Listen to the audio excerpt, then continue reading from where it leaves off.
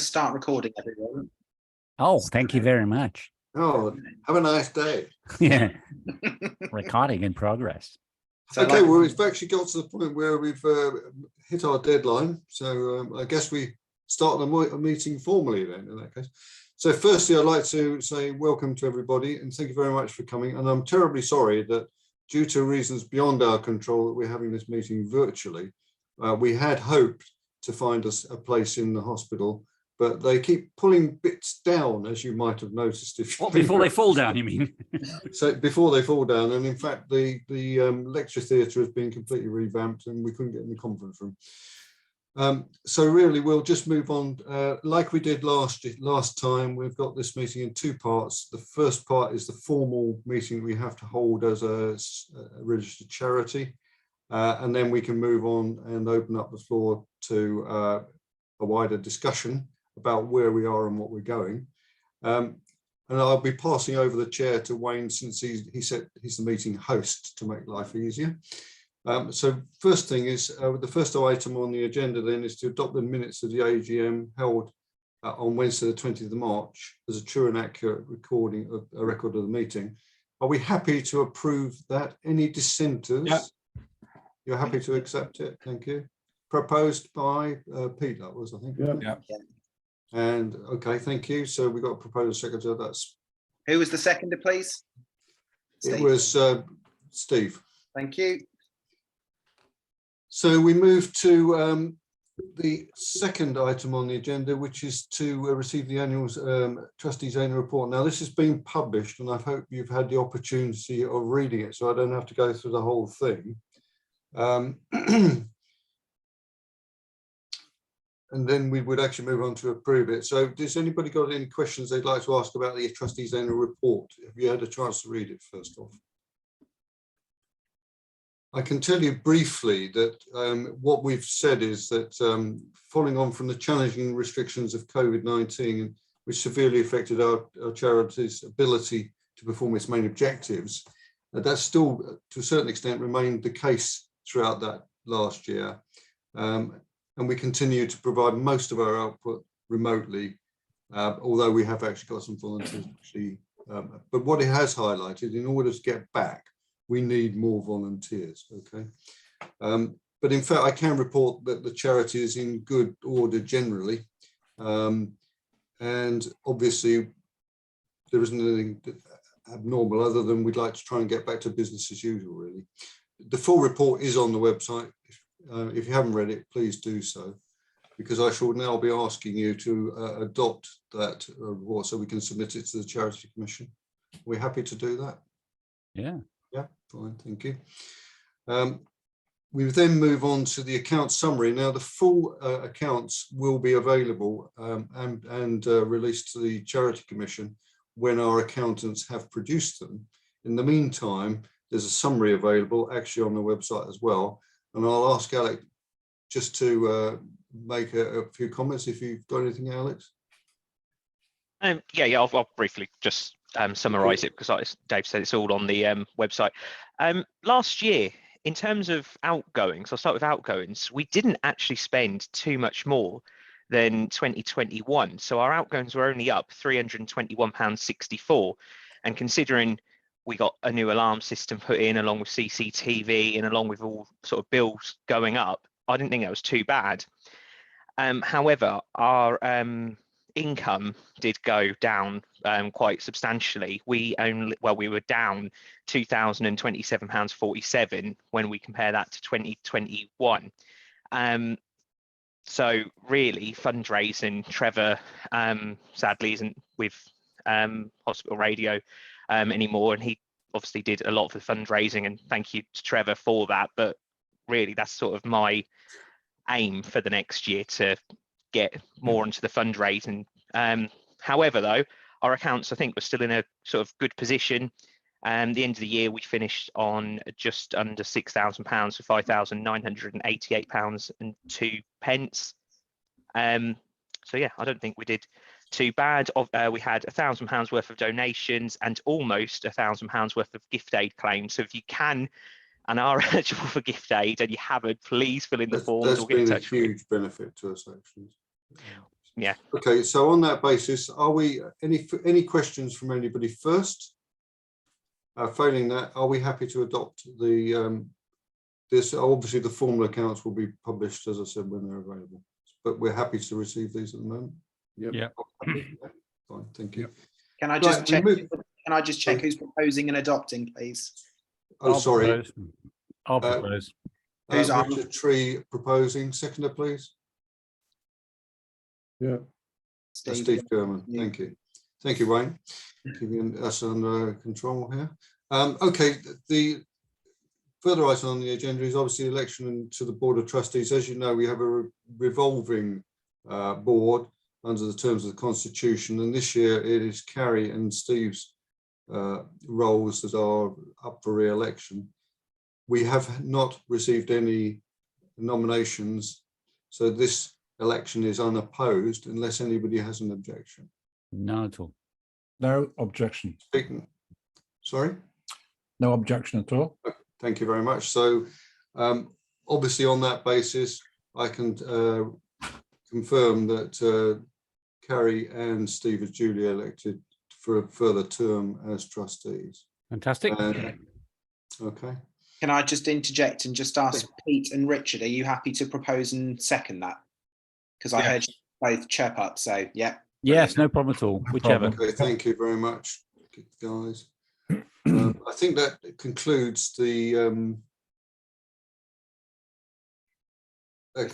formal business of the meeting, as far as I can see on the agenda, unless I've missed something. So thank you very much. We will now move on to phase 2 of this session tonight, where I will hand the chair over to Wayne as our studio manager to open the floor to an open discussion. And I know he's got a few points he wants to raise first. Over to you, Wayne. Thanks, Dave. So firstly, I just want to start by putting out a massive thank you to everyone who has come along this evening, but also just a massive thank you for continuing broadcasting from wherever you're broadcasting from in the UK. It really, really is, from my perspective, appreciated. You have absolutely no idea how much I appreciate you continuing to do what you do. So a massive thank you.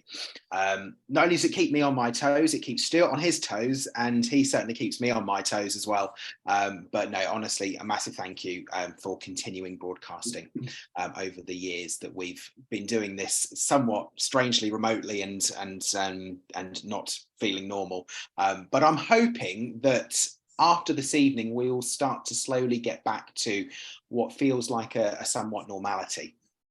So what I want to talk about is this evening, I want to just step into a little bit of a conversation and get your input into whether we feel as a charity or as an organisation, are we still relevant for 2023? And what do I mean by relevant? So we know that the broadcast industry is rapidly changing. We know that the health and wellbeing broadcasting sector is changing. We know that the health and wellbeing sector is changing very, very fast.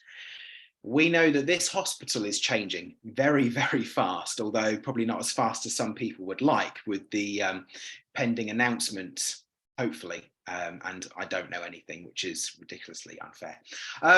But in terms of relevance, we know that obviously with us not being able to go around the wards is proving very, very tricky.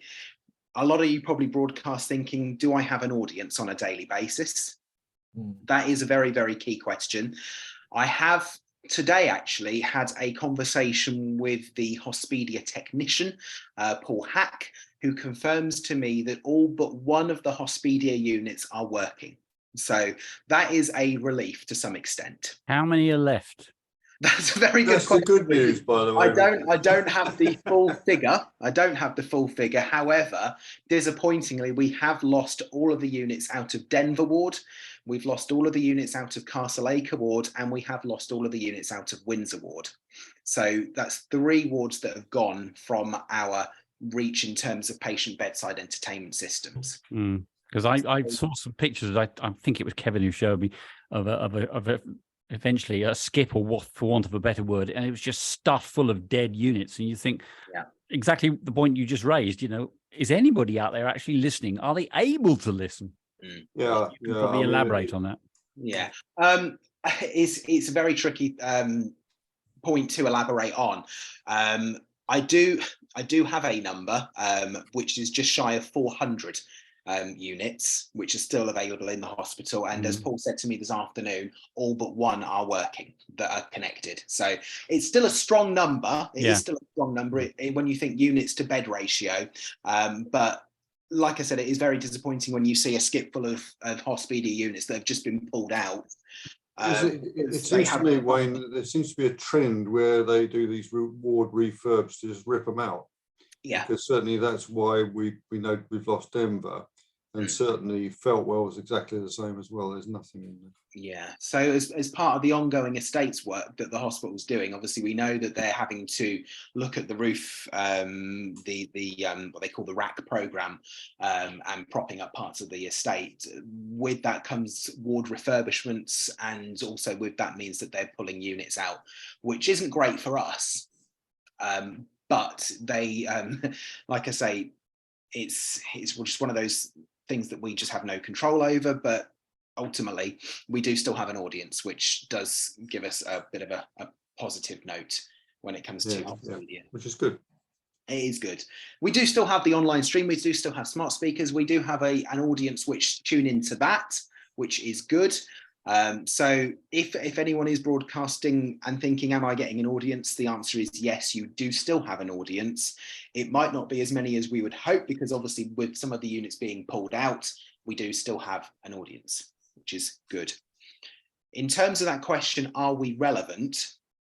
I want to just throw this open to you guys, because one of the things that I often think about is, as a health and well-being broadcaster, do we continue being that was jukebox style radio station? Or is there any way that we can deliver better content in terms of stuff that is more targeted towards health and well-being, stuff that's more targeted towards mental health, stuff that's targeted more towards a community aspect? One of the things that's come up in our trustee meetings is we feel it's right not only to start connecting up with community health in terms of care homes. We know that there is the opportunity to go onto digital radio, although that would be a very, very costly move. I guess what I want to find out from you guys is, do you feel that we're still relevant in 2023 as this is broadcaster? And by that, I mean, that was X artist, this is Y artist, off we go. I just want to get your thoughts on it. Can I throw it on a slightly wider canvas in that case? Because I'm sure every hospital radio station in the country has probably got the same concerns. What's the national feel within the hospital, on HBA, for example? Are other hospitals in the same situation? Are they doubting their relevance in today's society? Do you know that?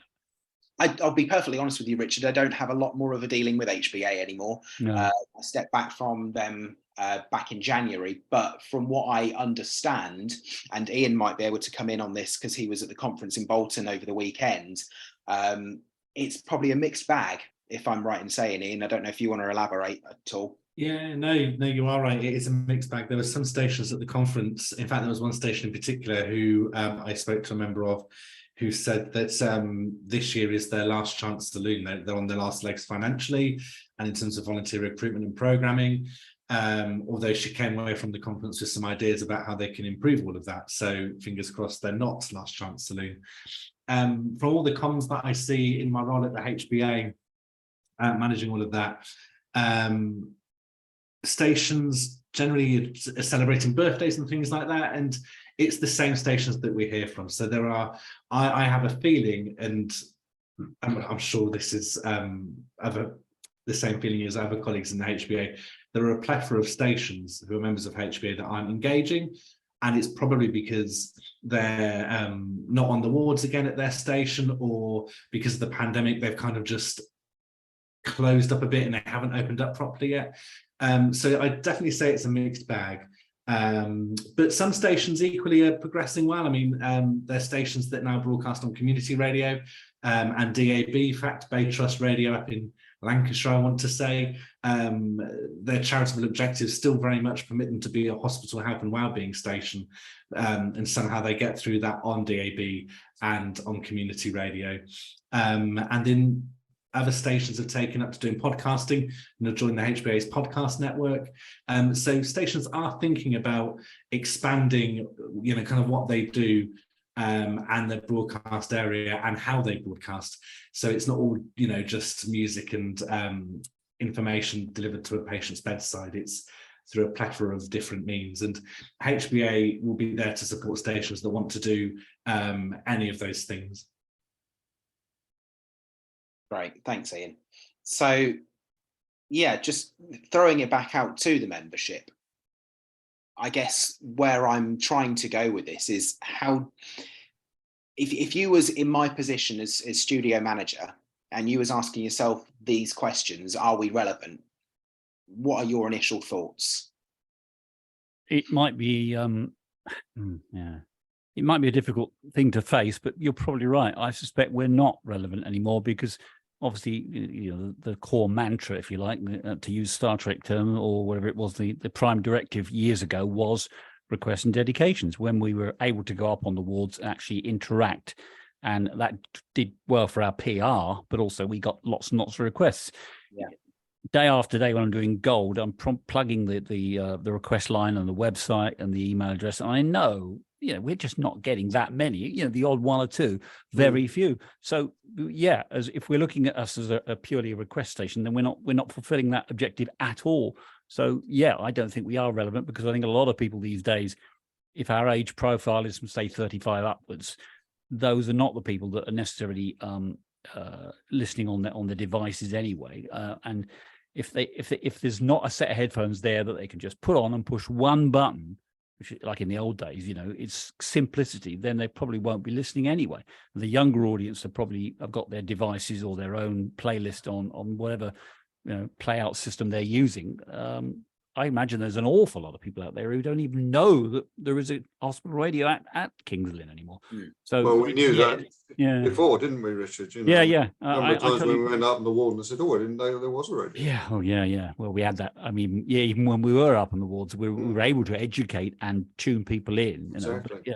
But, purely from the request point of view, and I will pick up on what Wayne said. When people say, is anybody actually listening? I mean, you and I both do the gold, and I quite enjoy it, and I learn a lot about some of the artists and bands. But I am sometimes thinking, is anybody out there at all? I listen to you, Richard. Don't worry. Thank you, mate.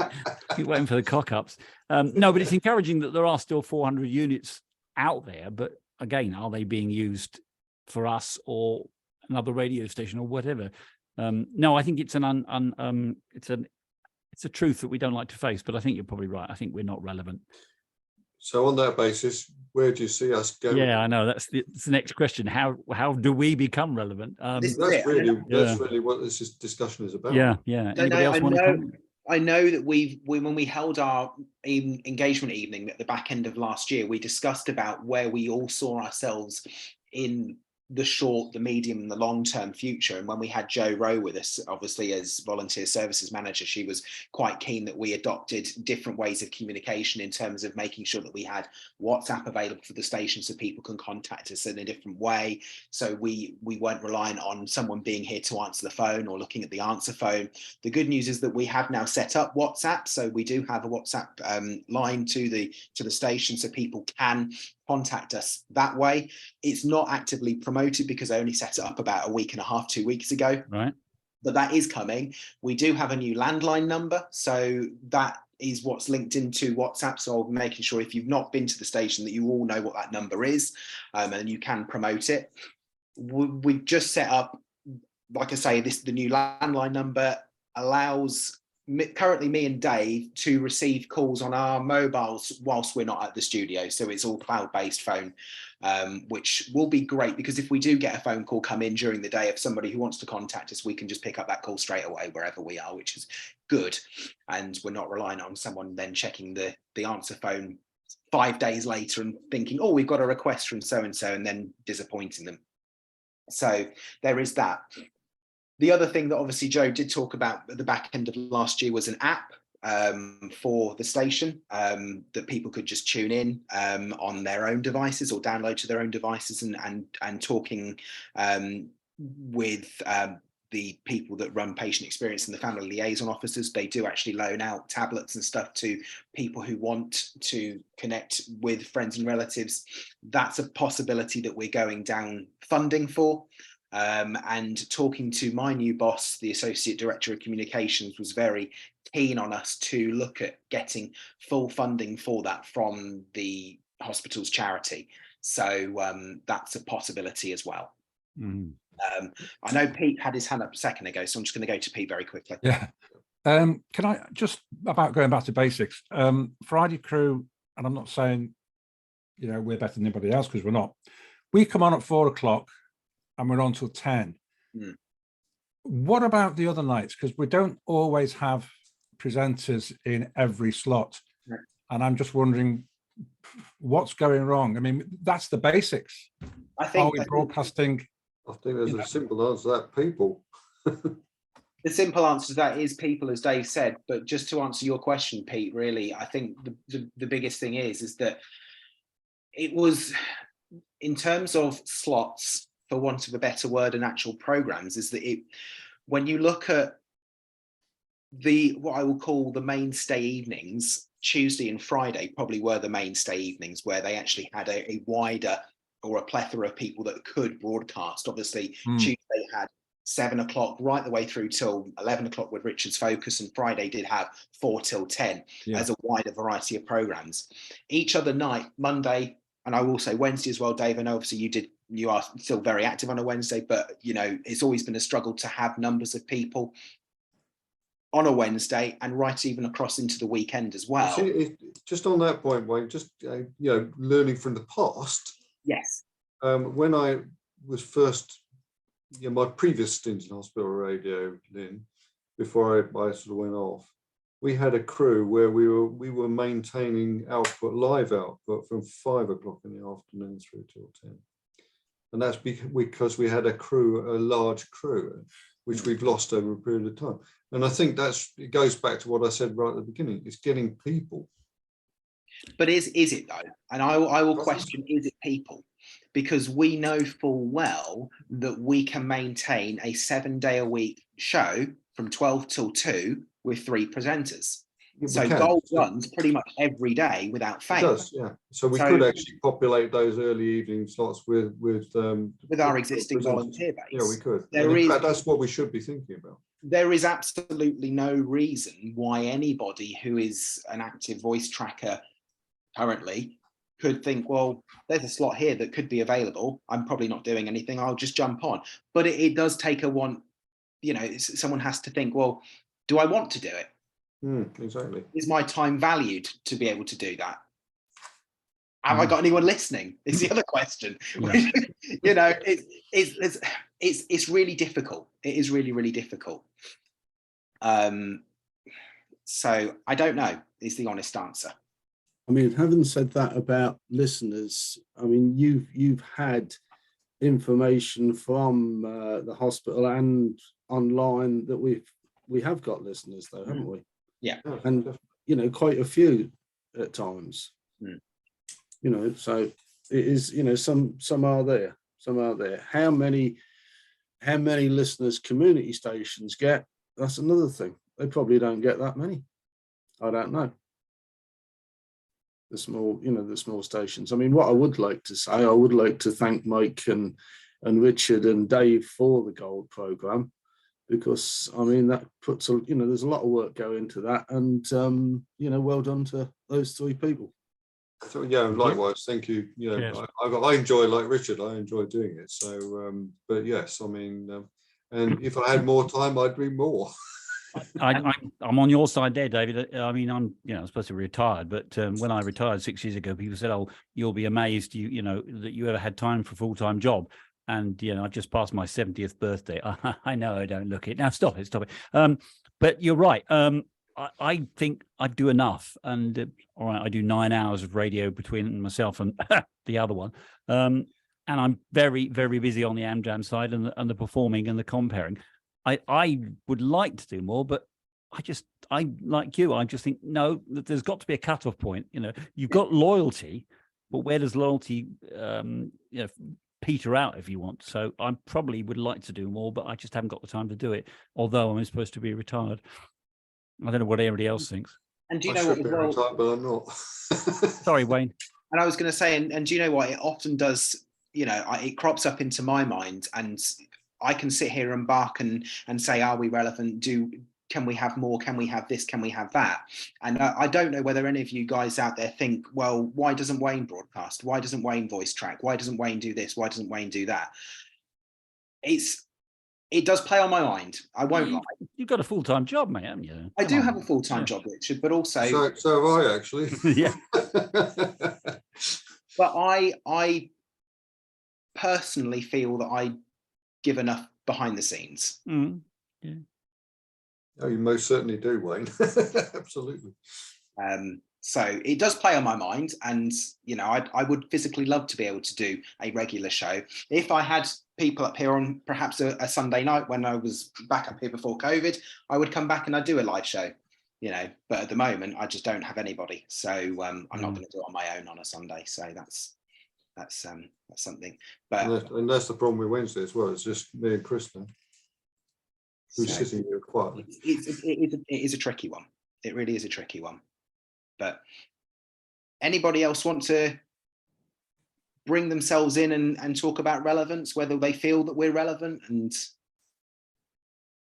I think we are relevant, and I think you know, we have got a listener base. Also, hopefully we'll be able to get more people back in the studios, and hopefully we will get people back on the ward. I mean, this thing called COVID has knocked the whole world up, not only radio, but work-wise, shops and supply chains, the whole lot. You know, so let's make ourselves feel that you know, we're the odd one out, because we're certainly not.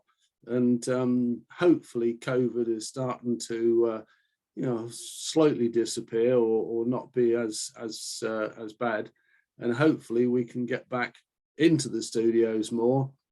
I mean, certainly Pete's up on Friday nights. I'm there now and again, but Max and Richard is definitely there just about every week. We've got Alex and Stuart up on Tuesday nights as well. And yeah, we do need one or two more people to get into the studios, but you know, it's feeling safe.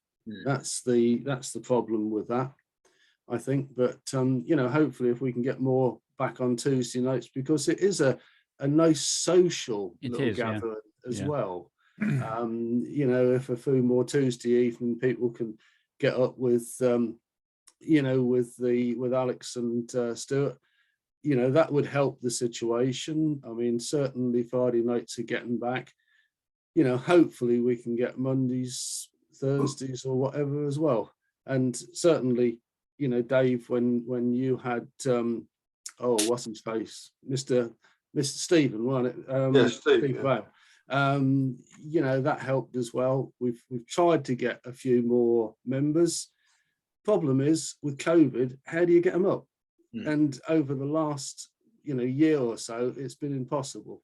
We have got a little bit more, what's the word I'm looking for? Interest as far as members go. Gentleman who's moved up from, I don't know where he was, Oxford way or somewhere. He's moved up to West Lynn. He wants to get involved with us, and you know, one or two other people. But it's trying to get, how do I put it, a sensible sort of person in the studio. And I mean, Dave will tell you that, because he had two guys that tried to sort of have an argument with one another every Wednesday evening for a while. So I thought I'd put them on with Dave, because he was the chairman anyway. But you know, I was the ringmaster. It was hard work, wasn't it, Dave, at times? Yeah, it was. Referee, I was definitely in that.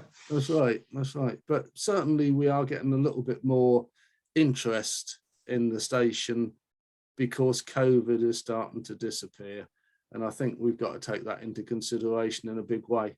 It will never be the same as it was, because let's face it, you can go on Tinternet and, you know, get thousands of stations, where a few years ago when we was there was only 5: radio 1, 2, 3, 4 and hospital. Yeah, I mean, and you know, obviously with the removal of the hospital units, then people will be using their own devices, so that increases the availability of alternative programming. You know, a number of people, I certainly when I last went on, I wouldn't know, we were talking about some time ago now, of course, you'd go to people and say, well, I'm listening to my playlist on Spotify. Yeah. So what would get people back to the studio if you're not at the studio at the minute? What would make you want to come back if you do physically want to come back? I guess the biggest question there, Alex, is why did we become volunteers in the first place? Because I think a lot of people became volunteers to interact with people on the wards, to have Absolutely. that. Yeah, I certainly did. The real true hospital radio volunteers in themselves will say, I became a volunteer for hospital radio because I like interaction with a person. Yeah. So yeah, I'd agree. Or I like music and I like to combine the two. So would that be the thing? If we could get on the wards again, would more of you want to come back to the studio?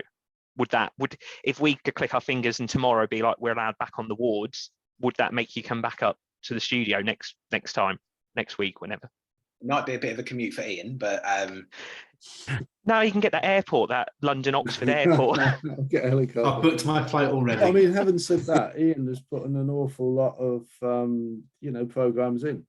Yeah. You know, from a distance. Thank you, Ian, for that as well. Yeah. You know, I mean, certainly, you know, earlier on I said about Friday Crew. Of course, Carol is up there as well. So we've got 4 people up there, you know, plus myself when I get up there, and this thing called time and this thing called work. I'm supposed to be retired, but I seem as if I'm working harder than ever. But you know, it is time, but certainly Friday Crew is getting back. Mike Wing, don't think he'll be coming back up to the studio because it's such a long commute. But, you know, I'm sure he loves doing his shows, you know, 60 shows and the other show as well, you know, every Friday night as well. So, you know, thank Mike Wing as well as everybody else who's, you know, putting the time in to use Myriad or be live.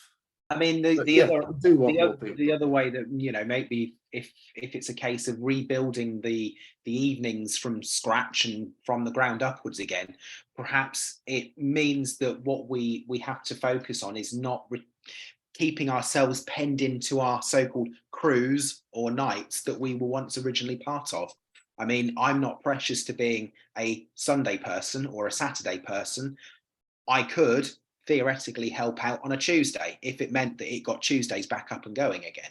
You know, if an extra body on a Tuesday meant that we could actually go around the hospital, if we could go around the hospital, around the wards, if an extra body was what was needed, that could be a possibility for me. And I know it's not going to be the same for everybody. You know, everybody does a night because they know they can do that particular night. But I think what we probably have to also think about is probably not keep ourselves, what's the word I'm looking for? Keep ourselves attached to the night that we was once part of, because, you know, the past is the past, and we're now looking at a very different future of hospital radio.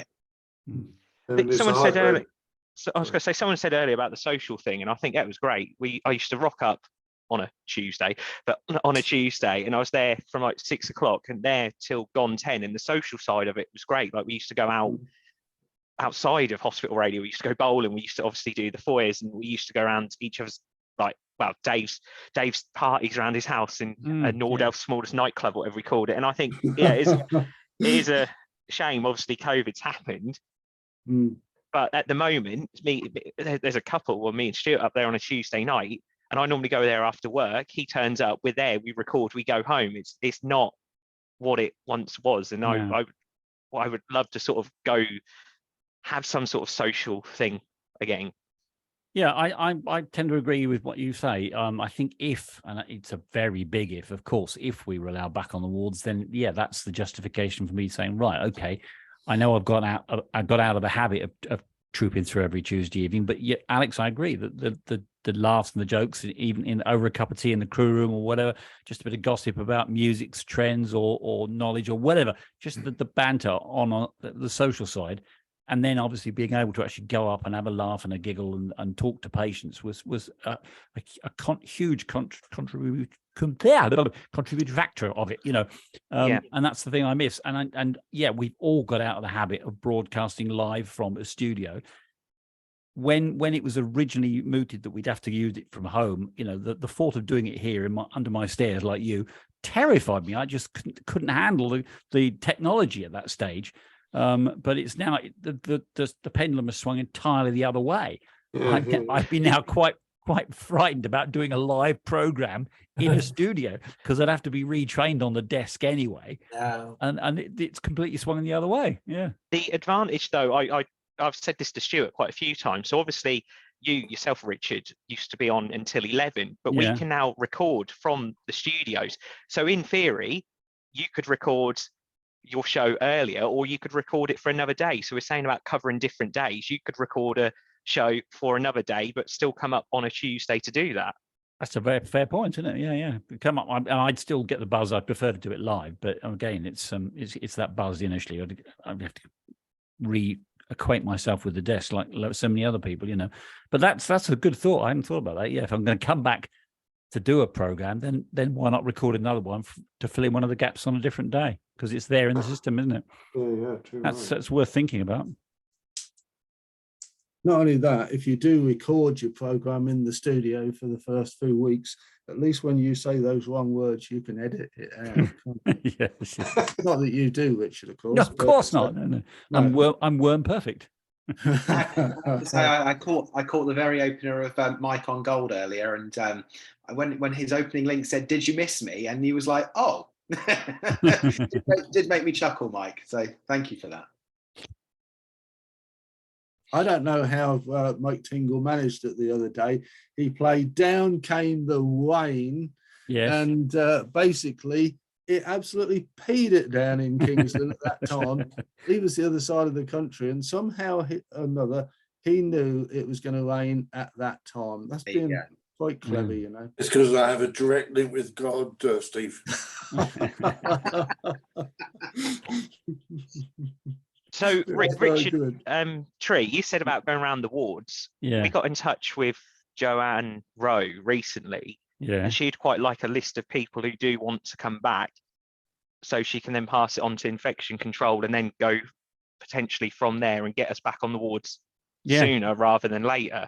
I think probably that's the reservation with some of us, certainly of a more senior vintage. You know, although COVID is on the excuse the pun, on the wane, but it can certainly turn around and bite us all again if we're not careful. So yeah, there will have to be some other checks put in place, I'm sure. But yeah, add me to the list by all means.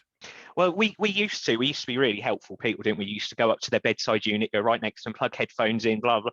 Even if it was a case of we don't touch anything, we're just stood there interacting with people. It's a start. Yeah. And for them, that some of them, we've always said that. That's one of the things about hospital radio is that you have got a patient up there who's sitting on the wall all alone, looking around, and everybody else on that bay has got visitors and they've got nobody. Then you turn up and you have a little laugh and a giggle and joke and you talk to them and they think, oh, let's just raise their spirits. That's all part of what the hospital package is, isn't it? Yeah, definitely. I think it would be quite good to know who would be willing to go back round the wards. If we could get that concrete approval from infection control and voluntary services, it would be good to know who would want to come back if we could arrange that. So I guess what I would say to everybody that's on the call now, and what I will do is reach out to everyone probably after the meeting or tomorrow at some point and just say, look, if you are willing to come back as a ward visitor and are happy to do so, can you let me know so I can pass on names to Jo and get her to seek that approval? Because until we get some kind of weight behind us to say we want to come back, now you go and do your thing. We're just going to be in this loop where we constantly go round and round and round, and we're going to have 0 requests because nobody really knows who we are. And actually, we've got just under 12 months to ramp ourselves up for our 50th birthday. And we want to have a big celebration. I know I do. Yeah. Well, all right, I'll start the list. Put me down.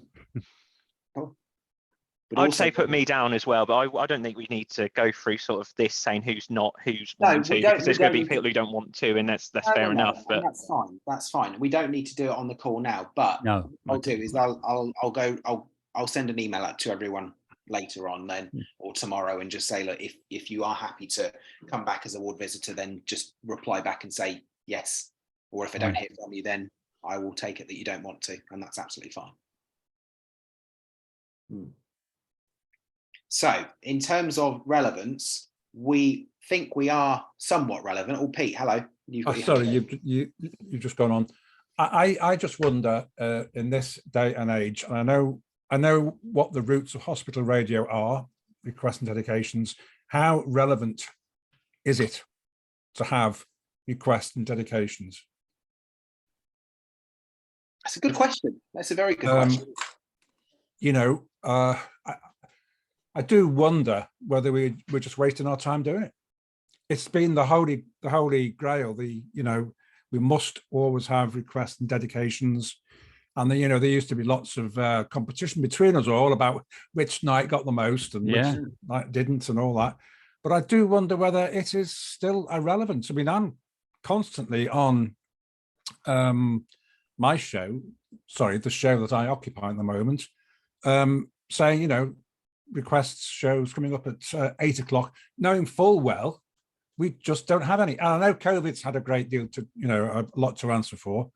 But I just wonder whether it's a relevant thing to do anymore.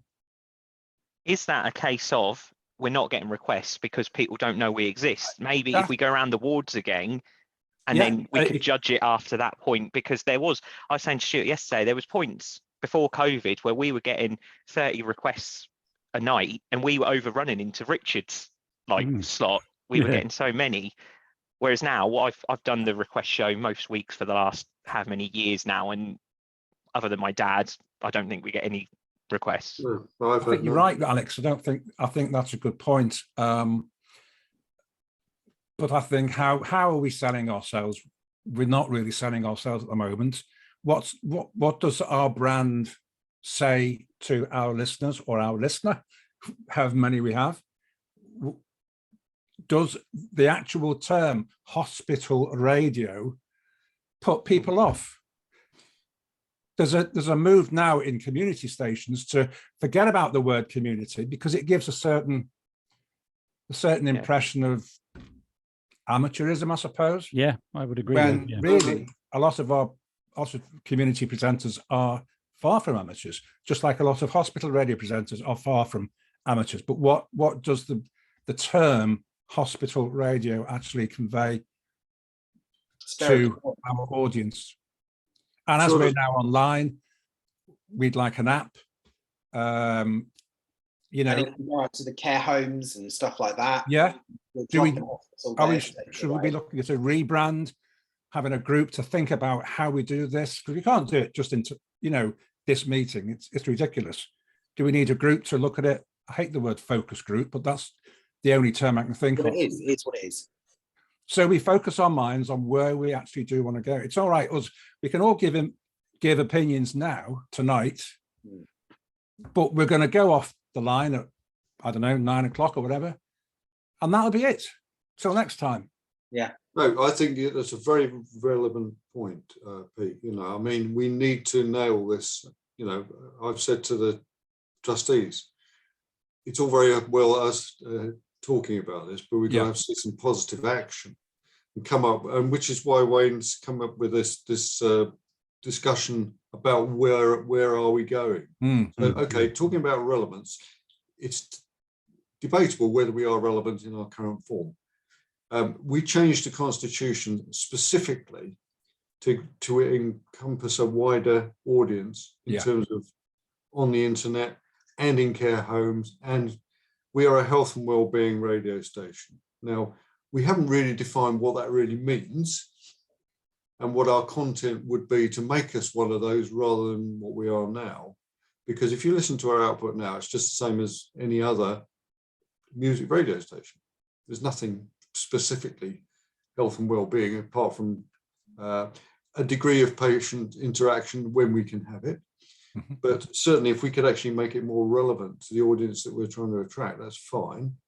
In terms of branding, I absolutely agree. And as you probably know, we've had the domain Radio Lynn for some time now. We've just renewed it. So we've got radiolynn.co.uk and radiolynn.com. And that's really remembering our heritage, which is Richard will remember, and it took him a long time to get used to the idea of not calling it Radio Lynn. Yes, yeah. And certainly when I joined, it was Radio Lynn. Yeah. And in fact, it was predominantly me that changed the name to Hospital Radio Lynn to make it more relevant for the hospital.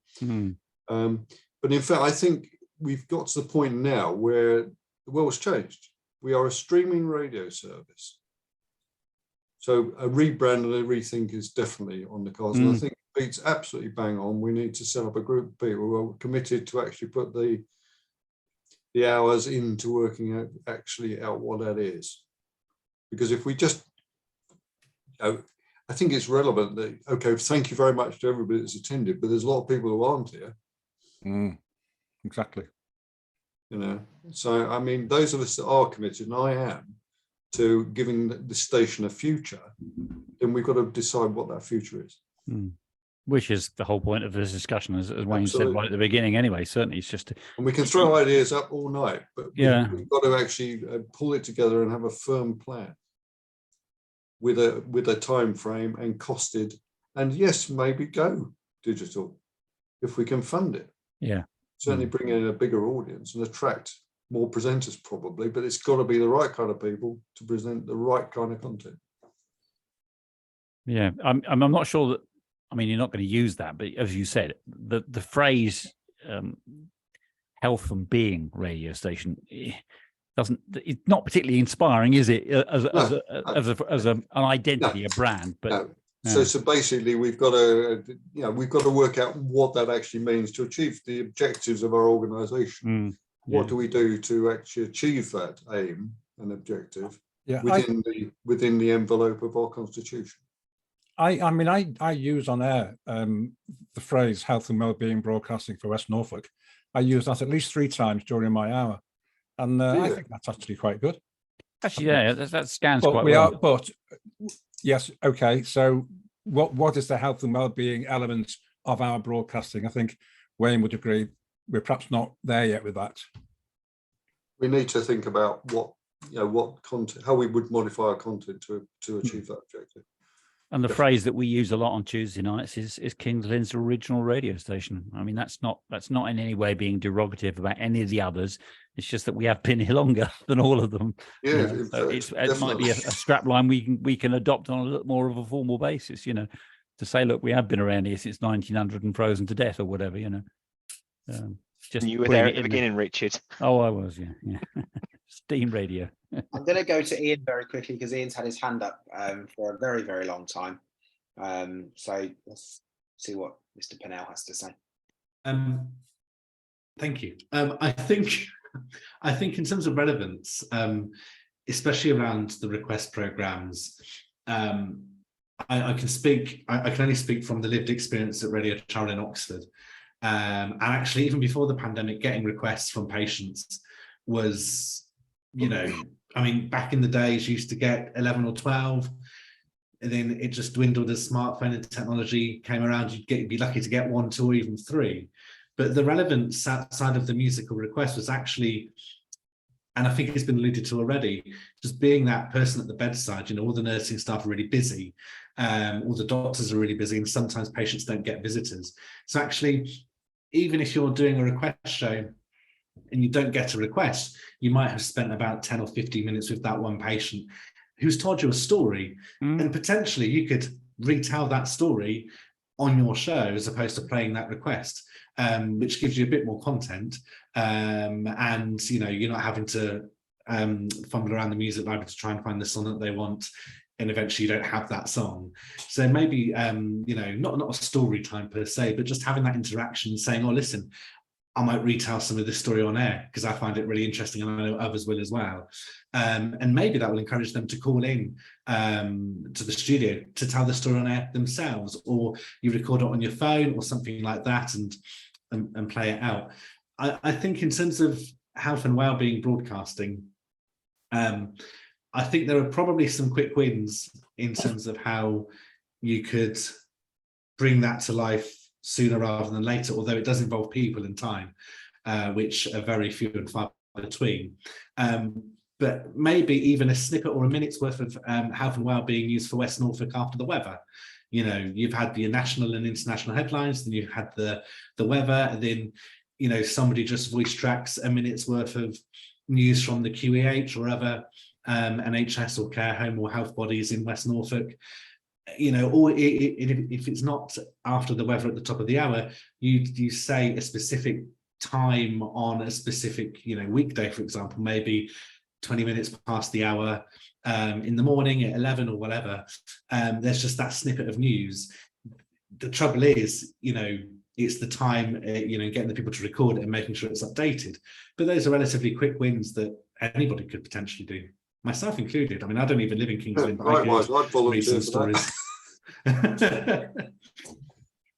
But I mean, we're singing from the same sheet actually there, Ian, you know, because it's something I've been banging on about for some time. And in fact, we did actually have a jingle, didn't we, Wayne, inside the QEH, which was for just that purpose. And we did trial it, didn't we? We did. Yeah. I certainly remember doing it. The other thing is as well, what we put in at, in our case, sort of 20 past and 22, the inserts, you know, there's a lot of things on there saying about, you know, have you got that funny tummy for so many weeks? You know, it may be nothing, but it may be a good idea to get checked out. And I tell you what, that comes home to you, you know, to think, well, probably ought to get something checked out, you know, and that sort of thing. I think those inserts, you know, about that and recruitment of, you know, nurses and things like that, I think goes down well. Well, that's how we justify a degree of relevance for a health and well-being tag, you know. But yeah, it's really looking at that sort of stuff and some other inserted material, which we've done in the past. If you remember when we first went into lockdown, we brought in a whole load of resource, didn't we, Wayne, from outside? Yeah. And we had things about mental health and, you know, how do you really feel, that campaign, if you remember. No, how do you really feel, you know, that one. So I think it's really a question, and they don't have to be long. They can be a 5-minute insert into our general content, but it gives a degree of relevance, doesn't it? Yeah. I think short and sharp is quite good, to be honest. So we're not a talk radio station. No, but that's it. That's it. You know, so but we can do minute and a half. Yeah. I think one of the things that we've tried to do in the trustee meetings is develop this vision and mission statement, and one of the things that I think as a charity is quite key that we do. I had prepped some slides for it. I'm not going to bore you with slides because no one needs to see them, but just a few words that I threw together, just going about thinking, where do we go when, in terms of if we ever want to look at getting in grants or money from external people. You know, obviously they're not really going to touch a charitable organisation that doesn't have a clear vision and mission statement and a set of goals as to what they're going to try and achieve over the next few months, years. Where do they see themselves, etc. So, you know, my thoughts and in terms of vision is that our vision is to provide high quality, engaging and informative programming to patients, visitors and staff of the QEH and the wider community across King's Lynn and West Norfolk. So that's our vision, well, my vision anyway. Whether people adopt charity is entirely up to you guys, but that's my vision. I like that statement. That's quite all-encompassing, and it's succinct and to the point as well. So I think it covers the ethos of the station. Mm. Definitely. Yeah. certainly, you know, what we've signed up for, I think. Otherwise, we go and join some other local radio station, wouldn't we? The question is, though, Dave, you'd have to ask which one of the 7 do you want to join? Yeah, exactly. Yeah. There's the other one as well. Oh, yeah, and the other one. Yeah, don't forget the other one. In terms of a mission, how do we deliver the vision? And I think what I wrote in the mission, and I think something's quite, I'll read the mission statement I wrote, was to entertain, inform and support our audience by providing a diverse range of high quality and engaging programming that reflects the interests and needs of our listeners while enhancing the hospital experience and contributing to their healing process. I like it. Yeah. Yeah. And if you think about it, we have had a go at this, various people have had a go at doing little themed nights, if you like, in the past. We had a prostate cancer one that Carrie Ingram-Gettins did. So, I mean, you know, it's things like that, which I think is, you know, they don't have to be every day or every week even, but if we can drop that kind of content in, then it adds to our relevance and engage with the people actually in the trust as well, Wayne, as we've said before. Yeah. The key thing that I thought about in that mission statement was the interests of interests and needs of our people, the people that are listening. So yeah, absolutely. We need to somehow find out what are they interested in and what do they need from us.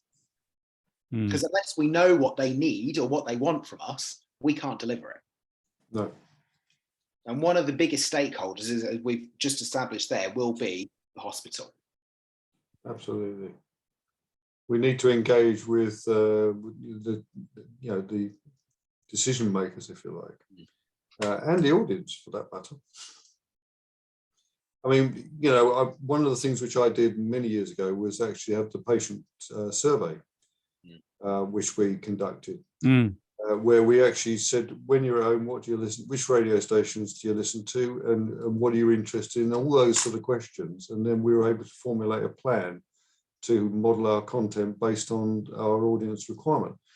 When KLFM was first established, as you know, I was part of the applicant group, and part of that was there was a wide-ranging audience survey in West Norfolk talking about things, and it was interesting to see the results of that survey, which I've probably still got actually. You know, but it was about, you know, what do you want to listen to in your local radio station? Well, what do you want to listen to to the station when you're sitting in hospital or in a care home or in a wider context? We don't want to keep our focus too narrow. And I think actually just before we drift off onto a tangent as to what KLFM did many years ago. No, I mean, I said, what did we do first? Well, yeah, but I think what we need to do is loop it back to the point that Pete raised a little while ago, is whilst we know that our biggest stakeholder as a charity or as an organisation is going to be the hospital, is wrapping ourselves with that word hospital, then not attracting the audience and their wants and needs. I've said this, we said it quite a few times. If you're, well, say if we're on DAB in the future, for example, and you're scrolling through in your car and you come through across the station which says hospital, radio, whatever, or didn't have the word hospital in, which one would you be more likely to listen to? Same with if you're going through internet radio stations, if you're online and you're scrolling through stations or you're looking for stations. That's why we've got Radio Lynn. But then I guess as well,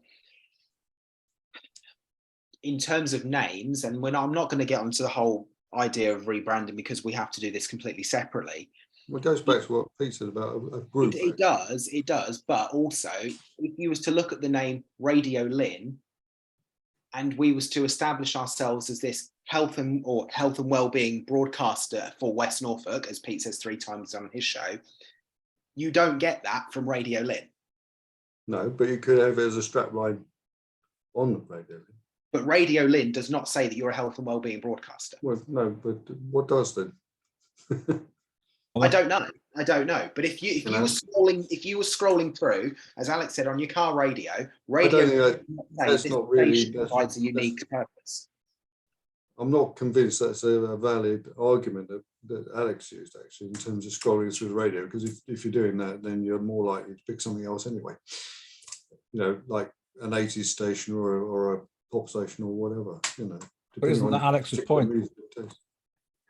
That is Alex's point. Yeah, absolutely. So, but in fact, most of those systems do actually have scrolling text about what the station is about as well, don't they? But if you was to deliver a USP for this station, would you get that USP just by picking up the name Radio Lynn? No, definitely not. I'm not saying that you would. That's the point I'm making. That's the point I'm making. But you wouldn't from a whole multitude of radio stations. No, but all those other stations that are currently on the Kings Lynn multiplex, for example, and yeah, let's use Radio West Norfolk, let's use KL1, are those general entertainment radio stations. They are, yeah, absolutely. They are commercial radio stations. They are there to make a profit. Our purpose as a charitable organisation is to provide a service to the wider community. And you cannot get, as far as I'm concerned, you cannot get that just by the name Radio Lynn. No, you can't. I agree. I'm not disagreeing with you, Wayne. Yeah, because they're all, I agree entirely, they're all just different variations of the same thing. There are a radio station, another one, whether it's KL1 or whether it's Radio West Norfolk or whether it's West Norfolk Radio or whether it's Radio Lynn. For somebody who didn't know, what's the difference? They're all just different words for the initially when you're first scrolling. At the moment, they are, in fact, including ourselves, aren't we? Yeah. So really the name isn't the sort of important bit for now, but these focus groups we're saying about, well, let's get like you say, the hospital, the listeners in the hospital, but also if we're aiming for the wider public, why not, like you say, get them involved with the focus groups and ask them what they want to listen to. That's why I raised the historic stuff that we did, you know, within this station ourselves, and obviously in the wider West Norfolk community when we were looking at other radios. So can I put it on a formal basis that I propose, from what Dave's saying, suggestion, where unless anybody's got any other better ideas, that we do some sort of patient survey. I think we should. Yeah, I mean, I don't know what the cost is in getting a survey cards printed. I have no idea, but yeah. Otherwise, this discussion, I think, is going to go round and round and round and round. So let's get something out of it. Maybe there's a start for somewhere. Anyway, is to get a survey done. It is one of those conversations that seems to rear its head every time we have an AGM or a meeting where the collective gets together. But I guess now more than ever is the time that we can't afford to sit on our backsides and do nothing. We've got to start driving the station forward a bit more. As Ian said earlier, we don't want to be one of those stations in the last chance saloon, do we, really? Exactly. I'm going to go to Simon very quickly because Simon's got his hand up. It would be good to hear from Simon.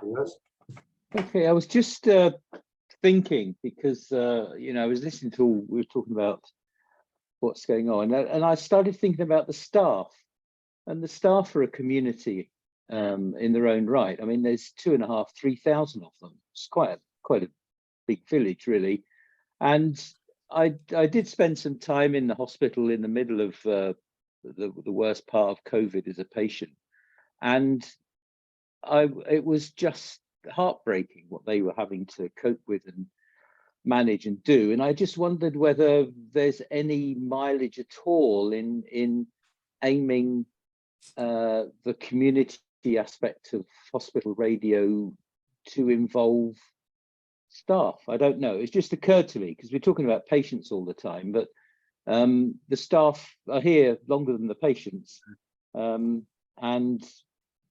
I don't know. I just wondered how much. I think you've got a very good point there, Simon. And especially reading the latest, you know, with the Inspire Centre being bulldozed anytime soon, and of course before that, it was the social club, and there was a social club. I used to go to the social club, for goodness sake. You know? And so they did used to be that. Now I don't know what the population of the flats are, or I don't know how many staff actually live on site, but you know, they could have radio, I suppose. I don't know what form it might take, whether it would be information or interesting bits of information about what's going on in the hospital, or what they could access. Anyway, it's just suddenly occurred to me, really, that's all.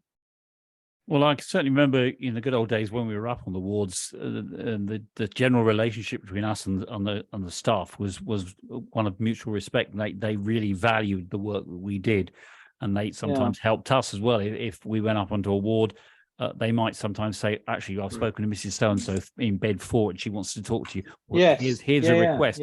They almost yeah. do our job for us when we're not there, So when we go up, and did you not find also sometimes that I certainly did? Some of the staff would actually say, "Well, it's a pity we can't hear it." Yeah. Well, how many requests? More than once. How many times have we played Angels by Robbie Williams for the staff, and you play it, but you say, "We'll certainly play it for you, but I can guarantee that they haven't got the time to be listening. It's a shame, but we'll pass it on."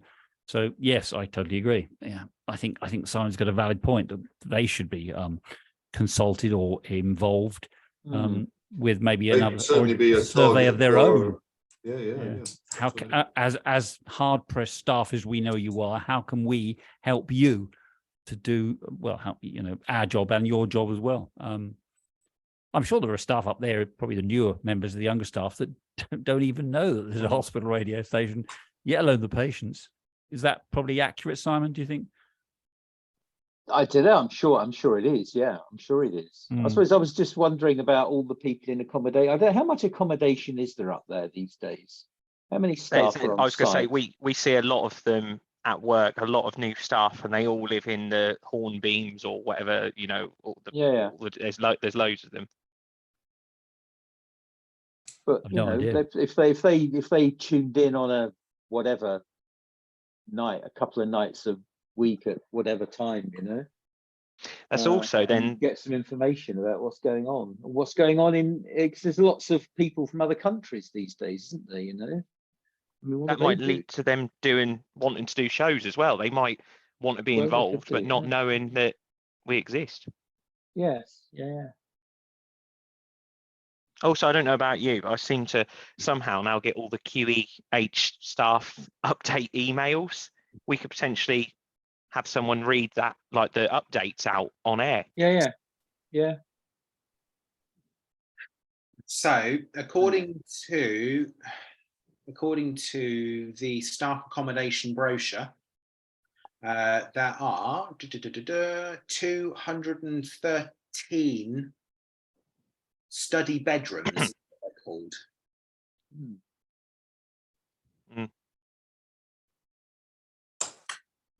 Question is, if they've had a very, very long and arduous shift, which has gone on hours and hours past their official time, are they reality likely to go home back to their accommodation and then turn on hospital radio? That I doubt. No, but they work. They have 4 days off a week.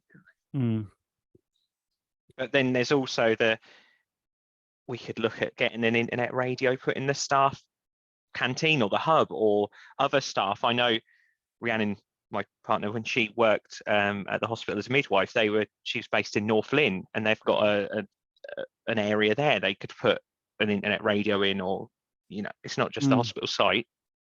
So rather than relying on them tuning, rather than relying on them tuning in when they get home, if there's some way of saying, well, there it is anyway, I take your point. Yeah, the big like doctor's surgeries, when you go in there and they've got music playing.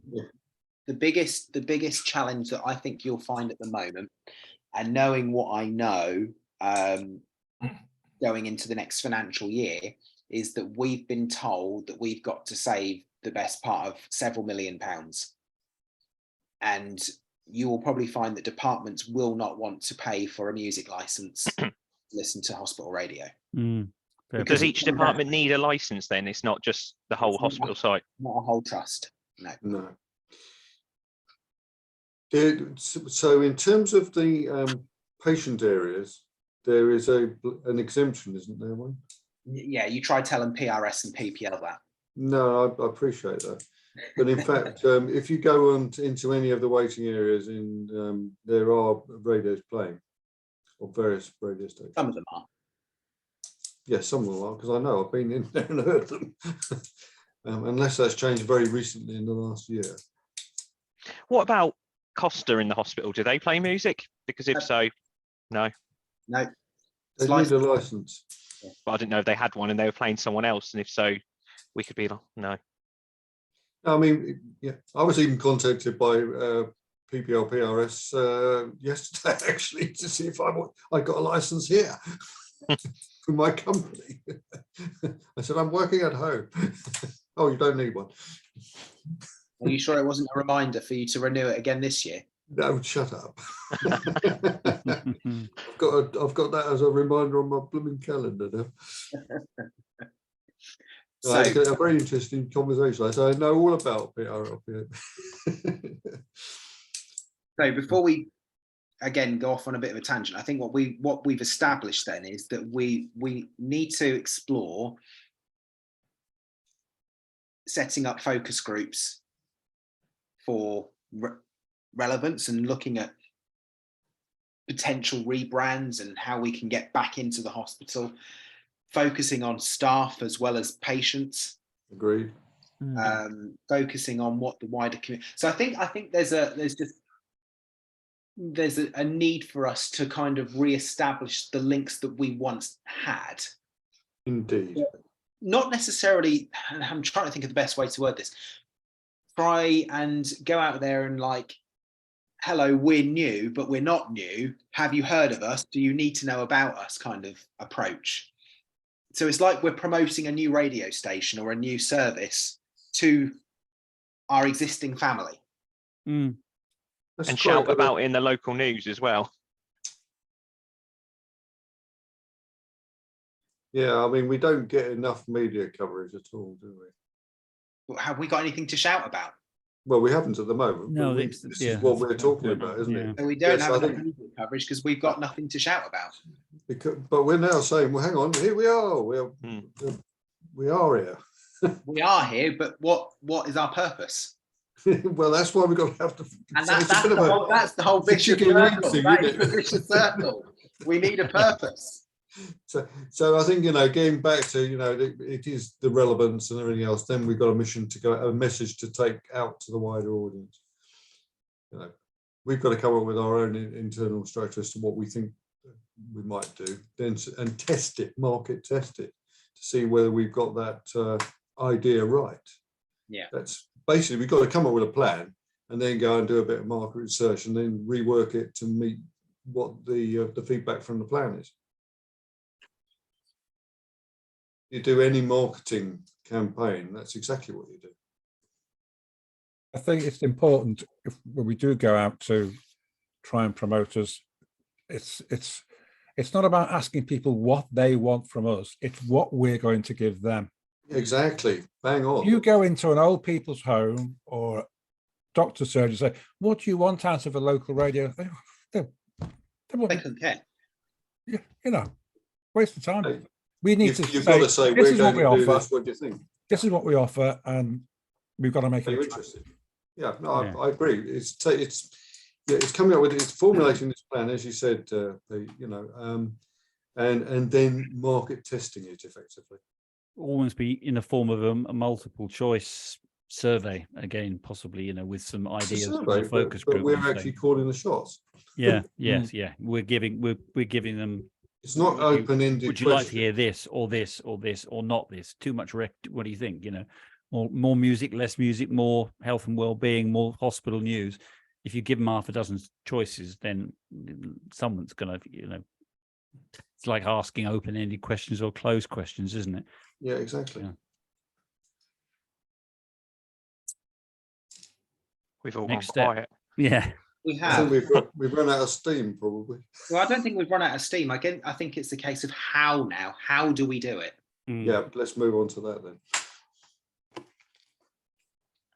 Well, the first thing is to set up this focus group, isn't it? Yeah. Our internal group.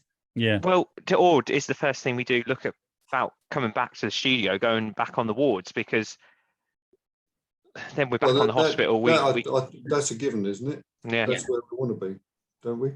So I think our initial first step is to to find out who's coming back onto the board, which in turn I think will bring back people to the building that I'm currently sat in, which will then help us develop a focus group to work out where we want to be, because we can then get together. Right, that sounds like a plan. Good. Okay. So you're going to pop an email out then, we'll pop Wayne? an email out to everyone to see if they're willing to come back, and then we'll go from there. And as part of that coming back, it's not just getting up on the wards and talking to people, it's actually getting actively involved in the running of the organisation and steering it in the direction that we want it to go. It isn't for us trustees to do that. It is a membership organisation. We want the membership to get engaged. And have a scroll through our Facebook page. You'll often see that Dave Swinton's currently got the kettle on and he's ready with his cup of tea to broadcast on a Saturday. I think the poor lad's the only one who actually posts on our page now. I know, because every Saturday is like, the last person post, was me. Last person before after that was, me. It was me. Right, I can certainly start doing that because I'm used to doing that with KL1. Every folk program I do, or every swing program on a Sunday, we all do it because we've been asked to do it anyway. Certainly, but it's an easy skill to flip over, and just say, well, I've got some interviews, or I've got a new release, or here's some new news about this year's King's Lynn Folk Festival, So I can certainly do that. I'm glad that was brought up because it wouldn't have occurred to me. We did have quite a bit of interest when we've posted photos before, like when we had our pizza at Christmas time on a Tuesday, or when you were back during COVID, Richard, for a while. We had a lot of interest, so we've got an audience on Facebook, on Instagram. We just aren't sharing anything. Well, I tend to, what I'm doing when I put these things up on KL1, they're on obviously the KL1 Facebook page, but then I come back onto my own and then share it to my own, because I've got, I'm lucky, I've got a lot of followers, if you like. Yeah. So they all see it and they click on it as well, because I picked up listeners from my own personal Facebook postings rather than the ones from KL1. So I know it works. Yeah. Have you got the blue tick on Twitter as well? We'll all be relying on Richard Tree's stardom then to listen. No, it's just because I busy retirement and so on. There's just so many. When you get old, Wayne, you get a lot of friends. Yeah, exactly. Ian, what have you got to say?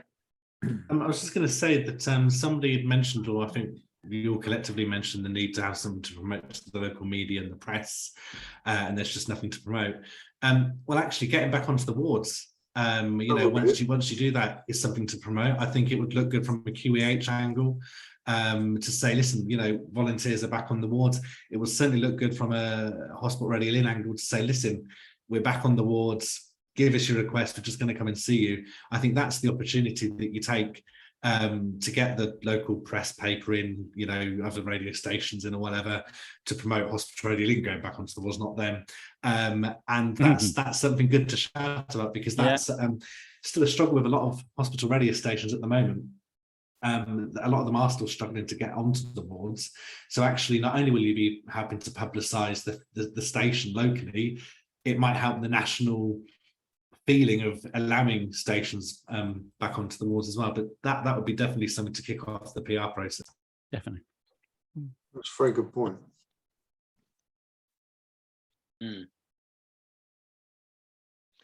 So moving forward, then we're going to find out who's wanting to come back and go from there. I think so.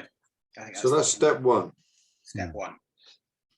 And we take baby steps to step two. Well, let's get step one out of the way first. I think once we've established who wants to come back, then we can pass that list on to Joe and say, right, you now need to do your part and get us back onto the wards. And then once we know where we are, then obviously the studio's open for anyone who wants to come up and broadcast anytime. We're not restricted to our, 4 p.m. car parking passes. We do have paper things down the bottom. Alex, what do you want to say? Have we heard anything about our car parking permits? Because they expire in 2 days' time. No, they don't. They don't expire in 2 days. They're not? No. If you've got a car parking pass in your window, they are still valid. They're still valid beyond March. Oh, good. So, and we do have paper car parking passes down at the bottom, the scratch card ones. Just scratch off the date if you want to come up and broadcast any time. You are welcome to come up here. There's nothing to stop you. No, that might be an idea for some of us like me who haven't been in there for a very long time to actually have a play on the desk and just reacquaint yourselves with flying again, if you like. Exactly. We have got a new alarm system though, so if you've got the old file, it won't work. No, I've got a new one. Yeah. If there's any help, Richard, I went back a couple of weeks ago. Yeah. And I was really, I thought, how am I going to get on with this desk? But you know what? It's like riding a bike. Really? Soon comes back to you. Really? Oh, yeah. Well, the only thing I would say is the screen seemed very small. Other than that, everything seemed to be the same. But Richard and Max were there just to help me, to remind me on one or two technicalities. But other than that, it was okay. So don't be frightened. Richard, do you want to come up next week? We'll do the request show live. Next week I'm busy. I'm acting. Sorry. Yeah, I'm rehearsing 2 productions at the moment, and one of them's a very big one up at the Wells Centre, which takes place the whole of Easter. So literally every day next week I'm going to be rehearsing from 10 for a minute. Then I thought he was writing his own radio advert. Sorry, yeah. Changing the subject slightly, Wayne. You mentioned the studio you are in. There was some discussion or rumor about the need for us to have that building, and were they trying to take it back from us? I think what's the update on that? So that we've not heard anything from that, but I think what they were just trying to do was just trying to establish if we were still here. Oh right, yeah. There are a lot of office moves. Volumes, doesn't it? Yeah. There are a lot of office moves happening in the hospital at the moment, and I think just what they were trying to establish was the room available. Yes, yeah. That's another good reason to get people back up there as well. Yeah, get it using. Yeah. Great. Yeah. So it is well and truly being used as I'm sat here right now. But yeah, if they know it's being used and they know that we're still broadcasting, then there's even less a reason for them to be inquisitive as to whether it's being used. So fair enough. Good. Cool. So we did have a problem with Studio One because a tile had slipped. But I think the tile has been. I could see that, Richard, picking your nose. I think the tile has been replaced now, hasn't it? And have we got Studio One back in going gear for practice or anything? No. The tile is done though, isn't it? The roof is done. Tile is done. The roof is done. Studio One was pretty much ripped apart to protect the equipment in there. Because we didn't know what was going to happen whilst the leak was dripping. Sorry, so we just need to have a look at getting it plugged back in and actually sorted out. Because we'll be perfectly honest with you, those mixers and the cabling in there are an absolute state. So the for those who don't know, me and Stuart went up there one Tuesday, and it was a puddle under the mixer had come through from the ceiling. So this is why it's being ripped out. We pulled it back, so if it did pour through anymore, it's not going to damage anything. It's something that obviously the tech team need to get sorted, don't we, chaps? But it's also a chance to look at the equipment we've got. Do we still need mini disc players in the studio, for example? So it's a good opportunity to get rid of the stuff we don't need and maybe replace stuff which is damaged. Or I don't think anybody probably uses the mini discs anymore. I used to use them, but we said we'd retire anyway, didn't we? Yeah. I think they're not there now anyway. No, mini discs are retired. Yeah, but the double CD player, as far as people know, it still works, does it? Oh yeah. Yeah. And you've got the MP3 plug-in in that as well. Oh yeah. That's because I when I did my folk program live, I did it live because I just preferred to do it that way. But that meant me lugging loads of folk CDs in. But I actually quite enjoyed the physicality of it, putting a CD in. I forgot about all that. Every week you used to bring up your 2 cases, didn't you? That's right. Chuck them on the side. Yeah. Oh God. Got mine in here. And Wayne's, I seem to remember as well. That actually brings up something. If we use CDs, do we have to log them? Because everything that's online is automatically logged. Yes, you do. It's a straight answer. Oh, right, yeah. What, by pen and paper? Yeah. Ah, right. Okay, fair enough. Well, that still does work. I'll come up with a solution for that. Once I know we've got people that want to play CDs, then that'll be Yeah, fine. we can sort that out. Yeah, I'll sort some, it's not a problem. Right, okay, so like I say, step one, find out who wants to come back. Step two, look at focus groups, etc., and then go from there. I think the key part in all of this is just to make sure that we're communicating with everybody so everyone knows what's happening. And I think I don't want to dwindle on too much because this meeting can go on forever and ever and ever if we wanted it to. But I think we know what we've got to do to get the ball rolling. We just need to do it. I think when we've come to the point where we've come to a clear decision as to what we need to do. Now we need to get on and do it. And I think probably we should establish another meeting, hopefully in a physical meeting, when we can later on in the year, so we can feed back with what we found. I would like us to, once I know some plans, I would like us to actively be involved with the 75th anniversary of the NHS. Oh yes, right. I absolutely which agree. is in July, so it's not far away, but that is coming up. Like we did before. Yeah. So there was that 70th birthday, which we had in the hub, and obviously me and Dave were there, weren't we? And we played 40s music to the hub, which I think went down okay. But ultimately, we need to be actively involved with celebrations like that because they don't come round twice. No. Plus, it's good PR and get to remind the local audience, the staff particularly, that we exist. Which is what we've established is potentially a route into bringing us back. Yeah, exactly. So it ticks all the boxes. So yeah, fine. So I think we've definitely got a plan there. And I would also just say to anyone, if you want to do anything on air, don't feel like you have to ask. If you want to just jump on and do something, do it. And I'll leave that there. I'm going to swear on air tomorrow. There we go. Mr. Brightside on repeat for an hour. Obviously, we won't allow that, Alex. So